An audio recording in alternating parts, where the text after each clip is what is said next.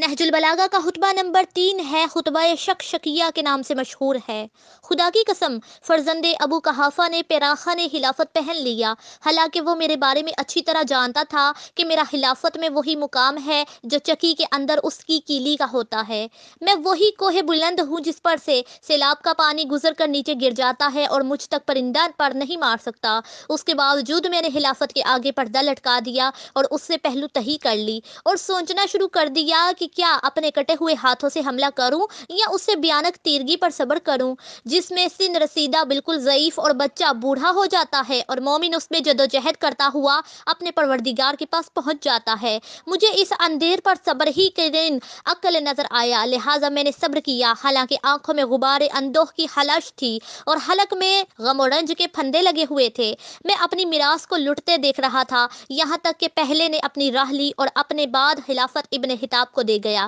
پھر حضرت نے بطور تمثیل عشی کا یہ شعر پڑھا کہ کہاں یہ دن جو فاقہ کے پالان پر کٹتا ہے اور کہاں وہ دن جو حیان بر اور جابر کی صحبت میں گزرتا ہے۔ تعجب ہے کہ وہ زندگی میں تو خلافت سے سبکدوش ہونا چاہتا تھا، لیکن اپنے مرنے کے بعد اس کی بنیاد دوسرے کے لیے استوار کرتا گیا۔ بے شک ان دونوں نے سختی کے ساتھ خلافت کے تھنوں کو آپس میں بانٹ لیا۔ اس نے خلافت کو ایک سخت و درشت محل میں رکھ دیا جس کے چرکے کاری تھے، جس کو چھو کر بھی درشتی محسوس ہوتی تھی، جہاں بات بات میں ٹھوکر کھانا اور پھر عذر کرنا تھا، جس کا اس سے سابقہ پڑے وہ ایسا ہے جیسے سرکش اونٹنی کا سوار کہ اگر مہار کھینچتا ہے تو اس کی منہ زوری سے اس کی ناک کا درمیانی حصہ ہی شگافتہ ہوا جاتا ہے، جس کے بعد مہار دینا ہی ناممکن ہو جائے گا، اور اگر باغ کو ڈھیلا چھوڑ دیتا ہے تو وہ اس کے ساتھ مہلکوں میں پڑ جائے گا۔ اس کی وجہ سے بقائے یزدس کی قسم لوگ کجروی، سرکشی، متلون مزاجی اور بے راہ روی میں مبتلا ہو گئے۔ میں نے اس طویل مدت اور شدید مصیبت پر صبر کیا،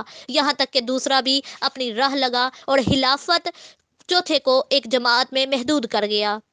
اور مجھے بھی اس جماعت کا ایک فرد خیال کیا۔ اے اللہ، مجھے اس شورا سے کیا لگاؤ، ان میں سے کہ سب سے پہلے کے مقابلہ میں ہی میرے استحقاق و فضیلت میں کب شک تھا، جو اب ان لوگوں میں بھی میں شامل کر لیا گیا ہوں، مگر میں نے یہ طریقہ اختیار کیا تھا کہ جب وہ زمین کے نزدیک ہو کر پرواز کرنے لگیں تو میں بھی ایسا ہی کرنے لگوں، اور جب وہ اونچے ہو کر اڑنے لگیں تو میں بھی اسی طرح پرواز کروں، یعنی حتی الامکان کسی نہ کسی صورت سے نباہ کرتا رہوں۔ ان میں سے ایک شخص تو کینہ و عناد کی وجہ سے مجھ سے منحرف ہو گیا اور دوسرا دمادی اور بعض نگفتہ باتوں کی وجہ سے ادھر جھک گیا، یہاں تک کہ اس قوم کا تیسرا شخص پیٹ پھیلائے سرگی اور چارے کے درمیان کھڑا ہوا اور اس کے ساتھ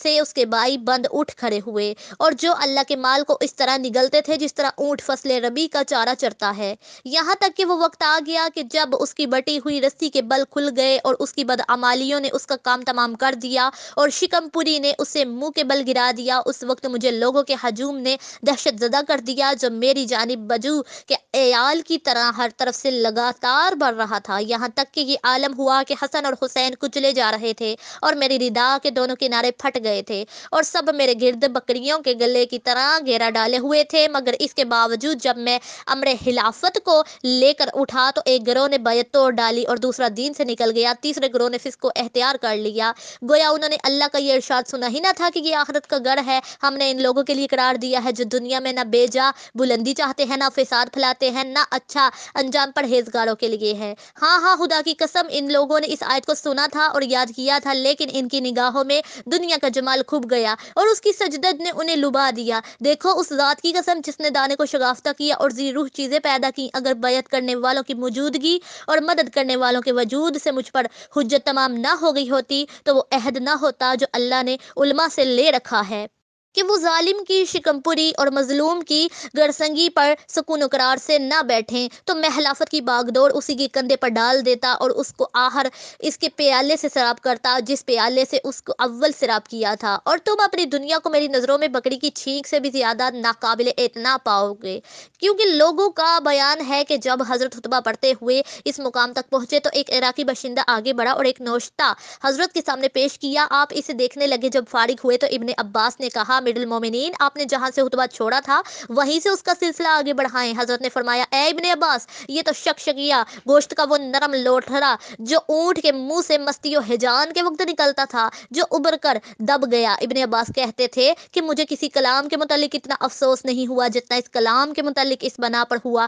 कि हजरत वहां तक न पहुंच सके जहां तक वो पहुंचना चाहते थे। अल्लामा रजी कहते हैं कि खुतबे में इन अल्फाज क्वाकिबुत सबात इन अशंक लहा हरम व अन असलसा लहा तहफा कम, इससे मुराद ये है कि सवार जब मुहार खींचने में नाका पर सख्ती करता है तो इस खींचातानी में उसकी नाक जख्मी हो जाती है, और अगर उसकी सरकशी की बागडोर को ढीला छोड़ देता है तो वो उसे कहीं ना कहीं गिरा देगी और उसके काबू से बाहर हो जाएगी। अशनकुन नाका उस वक्त बोला जाता है कि जब सवार बागों को खींचकर उसके सर को ऊपर की तरफ उठाए, और इसी तरह अशनकुन नाका इस्तेमाल होता है। इब्ने सकीत से इस्लाहुल मुंतक में इसका जिक्र किया है कि हजरत ने अशकहा के बजाय अशनक लहा इस्तेमाल किया है, चूँकि आपने ये लफ्ज़ असल्स लहा के बिलमुकाबिल इस्तेमाल किया है, और सलामत इसी वक्त बाकी रह सकती थी जब उन दोनों लफ्ज़ों को नहज इस्तेमाल किया हो। गोया हजरत ने इस अश्तक लहा को इन रफ़ा लहा की जगह इस्तेमाल किया है, यानी उसकी बागें ऊपर की तरफ उठा कर रोक रखे।